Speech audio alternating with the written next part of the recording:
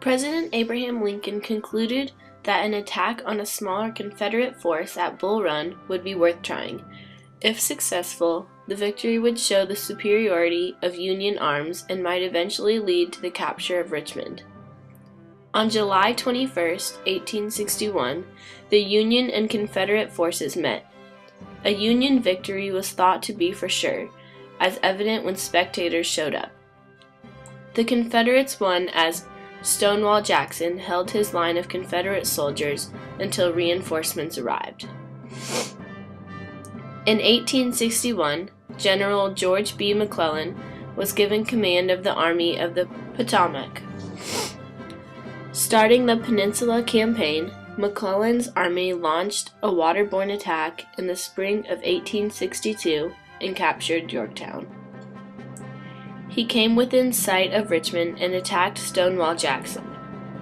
General Robert E. Lee launched a counterattack against the Union forces, the 7 Days Battles, from June 26 to July 2, 1862, and drove McClellan's forces back to the sea.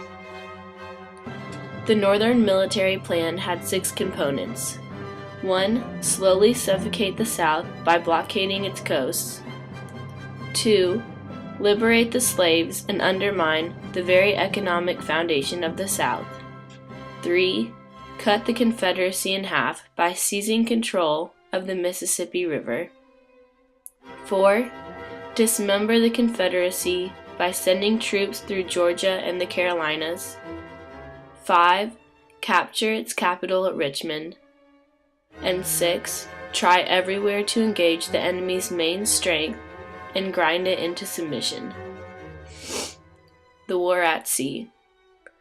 The Northern Sea blockades were concentrated at the principal ports. Blockade was the chief offensive weapon of Britain. Britain did not want to tie its hands in a future war with the U.S. by insisting that Lincoln maintain impossibly high blockading standards. In order to combat the strong blockades, ships were developed to run through them. Some fast ships had the capability of running through blockades in order to make profits, transporting cotton. These ships were able to break blockades up until the later part of the war when blockades were strengthened.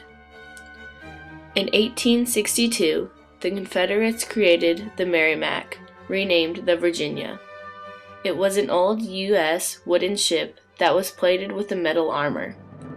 It was a great threat to the northern blockades because it had the ability to crush through the wooden ships. On March 9, 1862, the Union ironclad, the Monitor, and the Confederate Merrimac met and fought to a standstill. The pivotal point. After General Lee crushed McClellan's forces in Richmond, Lee moved northward. In the Second Battle of Bull Run, August 29 through 30th, 1862, General Lee defeated General Pope's Union forces. As Lee moved into Maryland, he met McClellan's forces again at the Battle of Antietam on September 17, 1862. McClellan managed to halt Lee's forces after his forces discovered Lee's battle plans. Although not a victory, the Union stopped the Confederate march northward. Antietam proved Lincoln with the military backing to issue the preliminary Emancipation Proclamation on September 23, 1862. On January 1, 1863, Lincoln issued a final proclamation. Lincoln now made the Civil War a war to end slavery because he declared that the rebels could not experiment for 10 years trying to destroy the government and if they fail, still come back into the Union unhurt. The Confiscation Act of 1862 punished traitors by declaring their slaves property of war who shall be free. A proclamation without emancipation.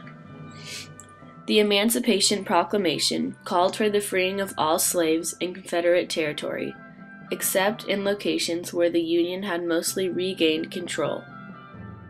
Lincoln did not include the freeing of slaves in the border states for fear that they too would secede.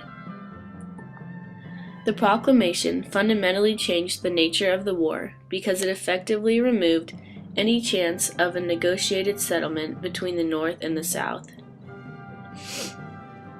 The Emancipation Proclamation caused an outcry to rise from the South, who said that Lincoln was trying to stir up slave rebellion. The North now had a much stronger moral cause. It had to preserve the Union and free the slaves. Blacks battle bondage. After the Emancipation Proclamation, and as the manpower ran low, blacks were allowed to enlist in the Union Army. Towards the end of the war, the Confederacy allowed blacks to enlist, but by then it was too late. Lee's last lunge at Gettysburg. After Antietam, Lincoln replaced McClellan as commander of the Army of the Potomac, with General A.E. Burnside. But due to Burnside's massive defeat at Fredericksburg, Virginia, on December 13, 1862, he was replaced by Hooker.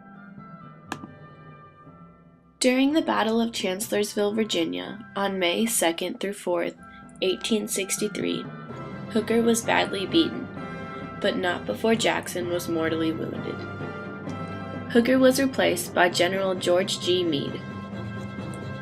As Lee moved his Confederate force to the north again, this time to Pennsylvania, he was met by Meade's force at Gettysburg on July 1st through 3rd, 1863. The failure of General George Pickett's charge enabled the Union to win the battle. President Jefferson Davis was planning to deliver negotiators to the Washington, D.C. with the Confederate victory at Gettysburg. Since the Union won the battle instead, Lincoln did not allow the negotiators to come. The War in the West. Ulysses S. Grant became a colonel in the Union Volunteer Army. His first victory was when he captured Fort Henry and Fort Donelson in February 1862.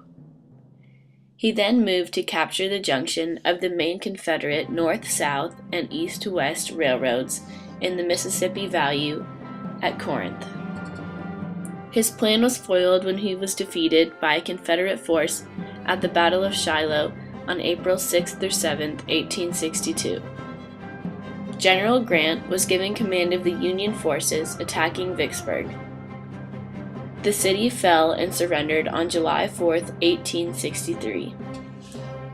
Due to back-to-back Union military victories at the Battle of Gettysburg and the Battle of Vicksburg, all Confederate hopes for foreign help were lost. Sherman scorches Georgia. General Grant won the battle at Chattanooga, and the state of Tennessee was cleared of Confederates. Grant was made general-in-chief due to this win. The invasion of Georgia was left up to General William Sherman. He captured Atlanta in September of 1864 and burned it in November. He destroyed rail lines and burned buildings. He continued on through Georgia with the main purposes of destroying supplies destined for the Confederate Army and to weaken the morale of the men at the front by waging war on their homes.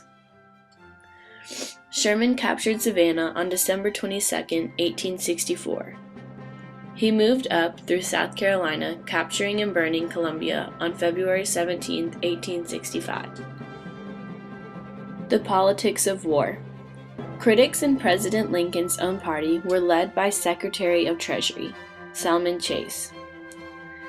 The Congressional Committee on the Conduct of War, formed in late 1861, was dominated by radical Republicans who represented the expansion of presidential power in wartime and who presented Lincoln on emancipation. After Stephen A. Douglas, the leader of the Democratic Party in the North, died, the party split between those who supported Lincoln and those who didn't. Congressman Clement L. Vallandigham was a prominent member in a group called the Copperheads, which were radical peace Democrats.